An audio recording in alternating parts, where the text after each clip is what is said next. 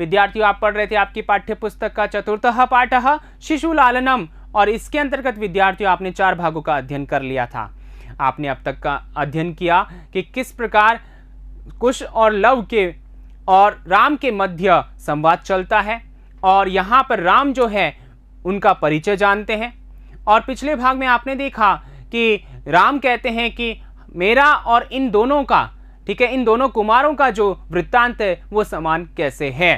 तो ऐसी जिज्ञासा उनके मन में आती है, तो विदूषक पूछता है कि मैं जानकारी प्राप्त करता हूँ, आज्ञा दीजिए मैं और इनसे जानकारी प्राप्त करता हूँ, ऐसा क्यों है। तो यहाँ तक आपने अध्ययन किया, और आगे अब क्या होता है यहाँ पर, तो उस वही देखेंगे हम यहाँ पर भाग संख्या 5 में। और यहाँ पर सम्माननीय मुनि नियोगः, यानी सम्मान करने योग्य होता है मुनियों का जो नियोग, मुनियों की जो आज्ञा होती है, ठीक है, वह सम्मान करने योग्य होती है। और यहाँ पर ऐसा शीर्षक इसलिए रखा गया है क्योंकि जो लव कुश रामायण गान के लिए अयोध्या में आए हुए थे, राम दरबार में आए हुए थे, वहाँ पर रामायण गाने का समय हो गया था। और ऐसे में मुनि जो है वो कह रहे थे कि रामायण गान क्यों नहीं हुआ है, समय तो हो गया है। तो वहाँ पर वो आज्ञा देते हैं कि ये काम हुआ जाए या किया जाए, ठीक है। तो इसी प्रसंग में हम आगे बढ़ते हैं और पिछले भाग के प्रश्नोत्तरों के साथ बढ़ते हैं। तो आइए शुरू करते हैं। देखिए, पहला, अयम प्रवासः कीदृशः वर्तते। पूर्ण वाक्य न, पूरे वाक्य में उत्तर लिखना था आपको। तो इसका उत्तर है अयम प्रवासः अति दीर्घ दारुणश्च वर्तते। दूसरा है कस्या द्वे नामनि आस्ताम, ठीक है, किसके 2 नाम थे, जनन्याः, ठीक है, जननी के, माता के, और यहाँ पर माता कौन थी, सीता, तो सीतायाः, ऐसा भी आप लिख सकते हैं। आगे देखिए, तपोवनवासिनः सीताम किम नामना आह्वयति। तपोवनवासी सीता को किस नाम से बुलाते थे एक पद में, तो देवी, इस नाम से बुलाते थे। आइए आगे चलते हैं। भगवान वाल्मीकि ही सीताम किम नामना आह्वयति, और भगवान वाल्मीकि जो है वो सीता को किस नाम से बुलाते थे, वधू, वधू से, ठीक है। आगे देखिए, 5वां, लवकुशयो रामस्य च कुटुंब वृत्तांतः कीदृशः, ठीक है, एक पदेन, एक पद में उत्तर लिखना था कि लवकुश और राम का कुटुंब वृत्तांत जो है वह कैसा था, समरूपः, एक समान था। आगे देखिए, कुमारयो अनयो इत्यनयो पदयो विशेष पदम किम, यहाँ विशेष पद आपको बताना था। तो यहाँ देखिए, कुमारयोः अनयोः, ठीक है, तो यहाँ जो उत्तर है कुमारयोः ये होगा, ठीक है, और अनयो जो है वो क्या होगा, विशेषण। तो आइए आगे चलते हैं इसी क्रम में। 7वां है तस्याः द्वे नामनि इत्यत्र तस्या इति। ये जो तस्या है वह सर्वनाम पदस्य स्थाने, इस सर्वनाम पद के स्थान पर संज्ञा पद आपको लिखना था। तो जनन्या या सीताया, ऐसा आपने लिखा, जो कि सही है। आगे देखिए, दिंग माम एवं भूतम इत्यत्र माम इति सर्वनाम पदम कस्मै प्रयुक्तम। यह जो पद है माम, वो किसके लिए प्रयोग किया गया है, तो यहाँ पर ये किसके लिए प्रयोग हुआ है, ये राम के लिए प्रयोग हुआ है, ठीक है। यहाँ पर ऐसा भी प्रश्न हो सकता था कि यहाँ पर माम रेखांकित पद में कौन सी विभक्ति और क्यों, ठीक है, और यहाँ पर माम इसके स्थान पर संज्ञा पद लिखे, ऐसा भी प्रश्न हो सकता था, ठीक है। तो आइए आगे चलते हैं। 9वां प्रश्न, मातरम अनयोर नामतो वेदितुम इच्छामि इत्यत्र इच्छामि इति क्रियापदस्य कर्तृपदम नाट्यांशात् चित्वा लिखत। तो यहाँ कर्तृपद आपको लिखना था और आपने लिखा अहम रामः। चूंकि यहाँ पर क्या है, इच्छामि, ये उत्तम पुरुष एकवचन की क्रिया है और उस हिसाब से यहाँ अहम जो है करता हुआ, और इच्छामि जो है वो राम ने कहा था कि मैं चाहता हूं, इस वजह से कोष्टक में राम आप लिखेंगे। आ गई बात समझ में। तो आइए इसी के साथ आगे बढ़ते हैं इस भाग की विषय वस्तु की ओर।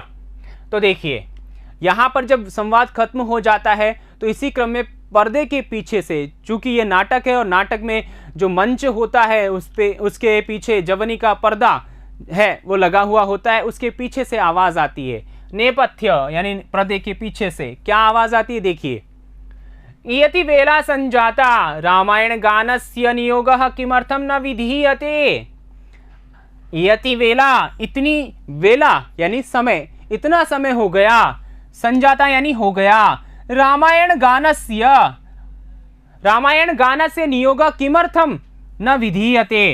रामायण का जो नियोग है, जो मतलब समय है वह, ठीक है, रामायण गान करवाने का जो समय है वह किमर्थम, क्यों, ठीक है, न विधीयते, न यानी नहीं, विधीयते यानी किया जा रहा है, नहीं किया जा रहा है, अर्थात इतना समय हो गया, रामायण गान की शुरुआत अभी तक क्यों नहीं हुई है, ऐसा प्रश्न सुनाई देता है। कहां, पर्दे के पीछे से। ठीक है, आइए आगे चलते हैं। उभौ दोनों, राजन उपाध्याया दूतो अस्मान त्वरयति, चूंकि वो दोनों क्या हैं, रामायण का गान करने वाले हैं, इसलिए वो कहते हैं हे राजा, उपाध्याया दूतो अस्मान, यानी उपाध्याय का जो दूत है, मुनियों का, ऋषियों का जो दूत है वह अस्मान यानी हम दोनों को त्वरयति यानी शीघ्रता करने के लिए कह रहा है। रामः, राम कहते हैं मयापि सम्माननीय एवं मुनि नियोगः, मेरे द्वारा भी सम्मान करने योग्य ही है मुनि नियोगः, मुनियों की आज्ञा, मुनियों की जो आज्ञा होती है, ठीक है, वह मेरे लिए भी सम्मान करने योग्य है। ठीक है, तो आप क्या करो, जाओ। तो इसी प्रकार कहते हैं तथाई, तो कहा भी है, क्या कहा है, देखिए आगे राम कहते हैं, क्या कहते हैं, देखिए यहां पर श्लोक है, वाचन कर लेते हैं पहले। भवन्तौ गायन्तौ कविरपि पुराणो वृतनिधि, गिरां संदर्भोऽयं प्रथमम् अवतीर्णो वसुमतीं, कथा चेयं श्लाघ्या सरसिरुहनाभस्य नियतम्, पुनाति श्रोतारं रमयति च सोऽयं परिकरः। ठीक है, अब यहां पर देखिएगा उच्चारण के पश्चात में इसका अर्थ यहां पर जो है बताना चाह रहे हैं इस श्लोक के माध्यम से कि यहां पर जो रामायण की कथा है वह कौन गाता है, कुश और लव तो वही गाने वाले हैं, और ऐसी जो ये गान हो रहा है कथा का, यानी इस कथा का, और इस कथा में किसका चित्रण किया गया है, इस कथा में राम का चित्रण किया गया है, तो उनका ये जो चित्रण किया गया है कथा के माध्यम से जो सुनाई जा रही है, गाई जा रही है, वह धरती पर पहली बार हो रही है, ऐसा यहां पर बताया जा रहा है उसी के विषय में। तो आइए अर्थ जानते हैं। देखिए, भवन्तौ गायन्तौ, आप दोनों गाते हुए हैं या गाने वाले हैं। ठीक है, तो यहां पर ये एक वाक्य हो जाता है यहां पर कि भवन्तौ यानी कि आप दोनों, गायन्तौ, गायन्तौ, ठीक है, स्तः यानी आप दोनों गाने वाले हैं, गान करने वाले हैं, गाते हुए हैं। ठीक है, और आगे देखिए कविरपि पुराणो, और जो कवि है ना वह भी क्या है, पुराणः यानी पुरातनः, पुराणों में स्थित है यानी प्राचीन है। कौन है वो जानेंगे हम। तो यहां दूसरा वाक्य क्या हुआ, कवि ही अपि पुराणः, और आगे क्या लिखा है, वृत निधि ही, व्रत निधि ही, और इसकी क्रिया हम लगाएंगे अस्ति। ठीक है, तो जो कवि हैं वे भी कैसे हैं, पुराणः यानी कि प्राचीन है, पुराणों में स्थित है, जिनका वर्णन अर्थात जो वाल्मीकि हैं वे हैं, और वो कैसे हैं, वृतनिधि यानी तपस्वी हैं। तो वाल्मीकि इस कथा के क्या हैं, कवि हैं। और कौन सी कथा वो आगे हम यहां पर देखेंगे।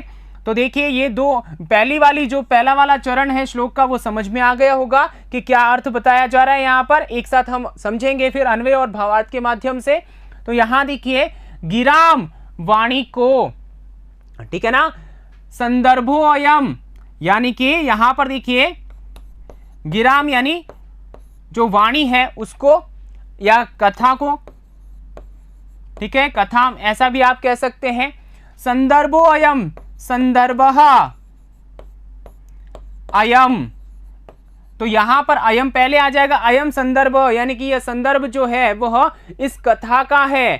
ठीक है ना, वाणी का मतलब इस वाणी अर्थात कथा का है, जो कैसी है, प्रथमम अवतीर्णः, पहली बार अवतीर्ण हो रही है। ठीक है ना, प्रथमम पहली बार, ठीक है, अवतीर्णः अवतीर्ण हो रही है, सुनाई जा रही है, कही जा रही है, गाई जा रही है। कहां पर, वसुमतीम पृथ्वी पर, पृथ्वी पर पहली बार गाई जा रही है यह कथा।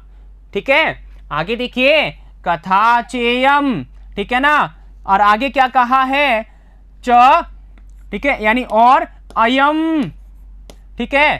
फिर आगे देखिए, यहां पर अयम नहीं है, हम इसको अलग अलग करेंगे चेयम को, तो च धन इयम, ठीक है, यहां पर गुण संधि है और फिर आगे है कथा, और यह कथा जो है श्लाघ्या, प्रशंसनीय है, प्रशंसा से युक्त है।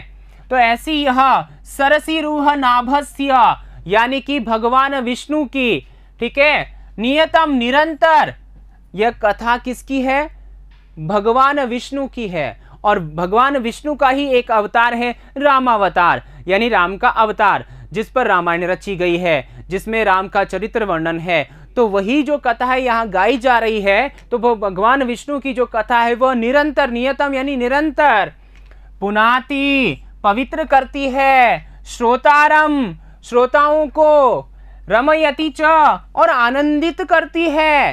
कैसे, सोयम यह कथा जो है, ठीक है ना, यह जो वाणी है यहाँ पर वर्णन हो रहा है, जिसका यह काव्य जो है, इस काव्य का गान हो रहा है, और काव्य कौन सा है यहाँ पर देखिए, रामायणम, ठीक है। तो इस रामायण का यहाँ पर गान हो रहा है, जिसमें किसका चरित्र वर्णन है, रामस्य, राम का, ठीक है। तो राम का चरित्र वर्णन किया गया है यहाँ पर, और इसके कवि कौन है, महर्षि वाल्मीकि ही, ठीक है, महर्षि वाल्मीकि ही। और यहाँ पर जो वर्णन हुआ है वो राम का हुआ है, जो कि विष्णु का अवतार है। तो ये ऐसी कथा जो है, ये ऐसा काव्य है, क्योंकि इसे क्या कहते हैं, महाकाव्य कहते हैं, इसे क्या कहते हैं, महाकाव्य कहते हैं रामायण को। तो यह महाकाव्य जो है वो परिकरः, हर प्रकार से चारों ओर से श्रोताओं को पवित्र करता है और आनंदित करता है। आ गई बात समझ में। तो यहां पर कह रहे हैं कि आप दोनों गायक हैं इस कथा के, और इस कथा के जो कवि हैं, कथा या काव्य कह लीजिए, तो इस कथा या काव्य के जो कवि हैं वो प्राचीन है, पुरातनों में मतलब प्राचीन है और पुराणों में स्पष्ट है, बताए गए हैं, वर्णन है। ऐसे वाल्मीकि इसके कवि हैं जो कि तपस्वी हैं, और यह जो वाणी है जिसके संदर्भ में यहाँ पर बात हो रही है, वह पहली बार इस धरती पर उतर रही है, अवतीर्ण हो रही है, गाई जा रही है। और यह कथा जो है प्रशंसनीय है, जो कि भगवान विष्णु की है, ठीक है। और इस प्रकार से यह कथा जो है, जो भी कोई श्रोता इसको सुन लेता है वह पवित्र हो जाता है, वह आनंदित हो जाता है हर प्रकार से, ठीक है। ऐसा यहाँ पर बताया गया है, ऐसा राम ने कहा। तो आइए यहाँ पर अन्वय की ओर चलते हैं। यहाँ अन्वय देखिए, भवन्तौ गायन्तौ स्तः कवि अपि पुराणः वृतनिधि च अस्ति अयं गिरां संदर्भः प्रथमं वसुमतीम् अवतीर्णः इयं च सरसीरूह नाभस्य कथा श्लाघ्या स च अयं परिकरः नियतं श्रोतारं पुनाति रमयति च। अर्थात आप दोनों गाने वाले हैं, कवि भी प्राचीन और तपस्वी हैं, अर्थात वाल्मीकि हैं, और अयम यानी यह जो काव्य है, ठीक है ना, जो महाकाव्य है रामायण, वह गिराम उसकी जो वाणी है उसके विषय में यहाँ संदर्भ लिया गया है, और वह पहली बार इस धरती पर अवतीर्ण हो रहा है, ठीक है ना, यानी कि गाई जा रही है। इयम च, और यह सरसीरोह नाभस्य यानी कि भगवान विष्णु की कथा है, जो कि श्लाघ्य यानी प्रशंसनीय है, प्रशंसा से युक्त है। और यह यानी यह महाकाव्य जो है वह हर प्रकार से निरंतर श्रोताओं को पवित्र करता है और आनंदित करता है। अब आगे देखिए भावार्थ, भावार्थ की बात हो जाए। रामः वदति यत् रामायणस्य कथाया गायकौ कुशलवौ स्तः अस्या कथायाः कवि महर्षि वाल्मीकिः पुरातनः तपस्वी च अस्ति स्फुटवाणी युक्तो कथा इयं पृथिव्यां प्रथमवारम् अवतरिष्यति। इयं कथा च भगवतः विष्णोः संबद्धा वर्तते, अतः यः कोऽपि अस्य कथायाः श्रवणं करोति सः पवित्रः भवति, आनंदम अनुभवति च। अर्थात इसका अर्थ क्या हुआ, राम कहते हैं कि रामायण की जो कथा है वह उसके गायक कुश और लव है। इस कथा के कवि महर्षि वाल्मीकि प्राचीन और तपस्वी हैं। स्फुट वाणी से युक्त यह कथा जो है पृथ्वी पर पहली बार उतर रही है या गाई जा रही है। ठीक है, यानी कि गाई जाएगी का मतलब गाई जा रही, उस वर्तमान समय में गाई जा रही थी। ठीक है, यम कथा, और यह कथा जो है भगवान विष्णु से संबंधित है, उसके अवतार से संबंधित है या राम के विषय में संबंधित है। अतः इसलिए जो कोई भी इस कथा को श्रवण करता है, सुनता है, वह पवित्र होता है और आनंद को प्राप्त करता है। आगे बात समझ में? तो आइए आगे चलते हैं इसी क्रम में। आगे देखिए, ये जो है यहां पर इस नाट्यांश का अंतिम छोर है, अंतिम यहां पर पंक्तियां हैं, वो किस प्रकार हैं देखिए। राम कह रहा है, वयस्य अपूर्वोऽयं मानवानां सरस्वती अवतारः तद अहम सुहृद जन साधारणं श्रोतुमिच्छामि सन्निधीयन्तां सभासदः प्रेष्यताम् अस्मदन्तिकं सौमित्रिः अहमप्येतयोश्चिरासन परिच्छेदं विहरणं कृत्वा अपनयामि इति निष्क्रांता सर्वे। ठीक है, अर्थात इसका अर्थ क्या है? हे मित्र, मित्र कौन है यहां पर? राम का मित्र कौन है? विदूषक। ठीक है, कौन है? विदूषक। तो अपूर्वोऽयं, यह अपूर्व है, यानी ऐसा पहले कभी नहीं हुआ। मानवा नाम सरस्वती अवतार, मानवों के लिए सरस्वती का अवतार, यानी कि इस प्रकार किसी भी कथा का गायन पहले नहीं हुआ। इस महाकाव्य का गायन पहली बार हो रहा है, सरस्वती का अवतार पहली बार हो रहा है। तद अहम, तो मैं, सुहृद जन साधारणम, जो सज्जनों से युक्त, सहृदयों से युक्त जो जन साधारण है, जनता है, ठीक है, उसको श्रोतुम इच्छामि, सुनना चाहता हूं।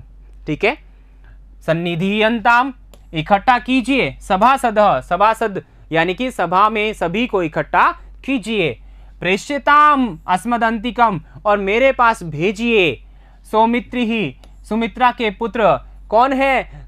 लक्ष्मण, उसको। सौमित्री किसके लिए आया है? लक्ष्मण के लिए। तो यहां लक्ष्मण के लिए आया है, तो लक्ष्मण को मेरे पास भेजिए। अहम अप्येतयोश्चिरासन परिच्छेदम, मैं भी इन दोनों के, ठीक है, लंबे समय तक बैठने से, ठीक है, परिच्छेद यानी जो दुखित हैं, जो दर्द कर रहे हैं, उसको विहरणम कृत्वा, विहरण करके, विचरण करके, घूम करके, ठीक है ना, अपनयामी, दूर करता हूं। ठीक है, ऐसा राम यहां पर कहते हैं। इति निष्क्रांता सर्वे, और इस प्रकार से यहां पर सभी निकल जाते हैं, नाटक की समाप्ति हो जाती है। तो यहां पर देखिए विद्यार्थी, आपने क्या देखा कि शिशुलालनम जो आपका पाठ है चौथा, यहां पर कुंदमाला से ये लिया गया है 5वें अंक से, और यहां पर जो रामायण का गान करते हैं कुश और लव, वहां पर अयोध्या में जाकर, राम दरबार में जाकर के, तो उसका दृश्य, उसका प्रसंग यहां पर है। और इसी क्रम में जब राम और लव कुश की चर्चा होती है, आपस में एक दूसरे का परिचय होता है, और राम इस प्रकार सोचता है कि इनका और मेरा संबंध या मेरा वृत्तांत एक समान है, तो ऐसा क्यों है? कहीं ना कहीं ये सीता के ही पुत्र हैं। तो यहाँ पर जब ऐसा होता है, बातचीत होती है, उसके उपरांत लव और कुश जो है रामायण का गान करते हैं और कहते हैं श्री राम कि यह रामायण का गान पहली बार इस धरती पे हो रहा है। तो यह कथा जो कोई भी श्रोता सुन लेता है भगवान विष्णु से संबंधित, वह पवित्र हो जाता है, आनंद को प्राप्त करता है। और इस प्रकार से वह थक जब जाते हैं, क्योंकि गोद में बैठे हुए थे लव और कुश, उसके कारण वह दर्द करते हैं उनके पैर, तो वो कहते हैं सौमित्री यानी कि लक्ष्मण को भेजो, मैं कुछ जो पीड़ा हो रही है उसको दूर करता हूँ। तो इस प्रकार ये नाटक का सुखद अंत होता है, नाट्यांश का। यहाँ पर चूंकि कुंदमाला में 6 अंक हैं, तो ये 5वें अंक से लिया गया है, तो यहाँ पर जो अंश है वो मात्र खत्म होता है। और आपको समझ में आ गया होगा कि यहाँ पर क्या बताया गया है। ठीक है, एक शिशु के प्रति जो स्नेह होता है, ठीक है, वह बताया गया है, किस प्रकार होना चाहिए, किस प्रकार उसके साथ व्यवहार किया जाना चाहिए। ठीक है ना विद्यार्थियों, तो आइए इसी के साथ आगे बढ़ते हैं। आगे देखिए, शब्दार्थः नेपथ्ये रंगमंचस्य पृष्ठभागात्, रंगमंच के पीछे से या पर्दे के पीछे से, इयति एतावती, इतनी, वेला समयः, ठीक है, संजाता अभवत यानी हो गई, नियोगः आज्ञा या आदेश, त्वरयति शीघ्रम कारयति शीघ्रता करवाता है, मुनि नियोगः मुनिराज्ञा मुनि की आज्ञा, गायन्तौ गायनम कुर्वन्तौ गाते हुए 2 वृतनिधि तपस्वी।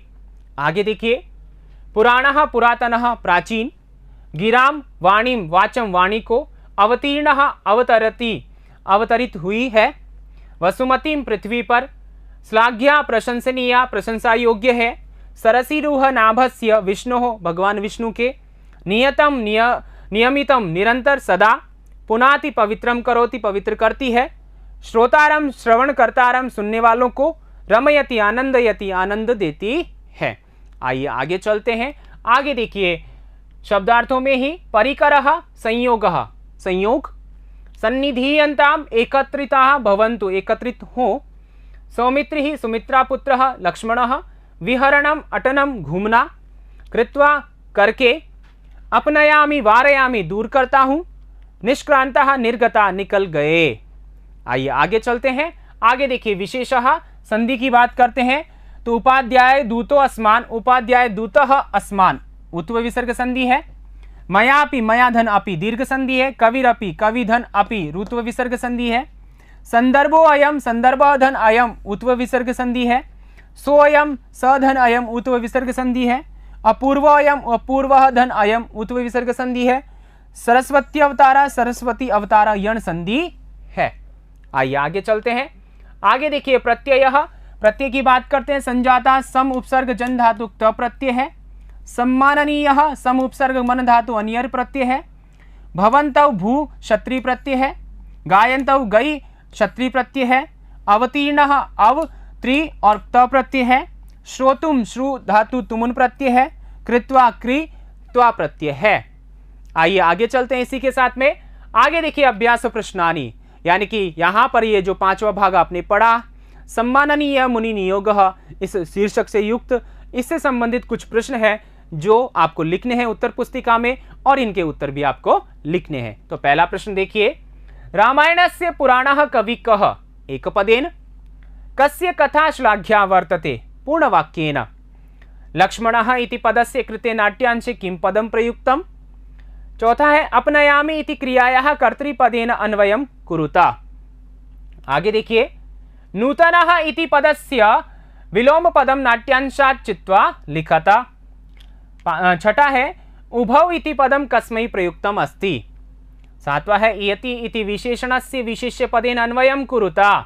तो यहाँ पर देखिए विद्यार्थियों, ये जो प्रश्न है 7 प्रश्न आपने लिखे हैं और यहाँ पर आपका यह पाठ समाप्त हो जाता है, जहाँ पर आपने शिशु के प्रति किस प्रकार से व्यवहार किया जा सकता है और किया जाता है ये देखा, राम के द्वारा किया गया लव कुश के प्रति व्यवहार को देख करके जाना और समझा।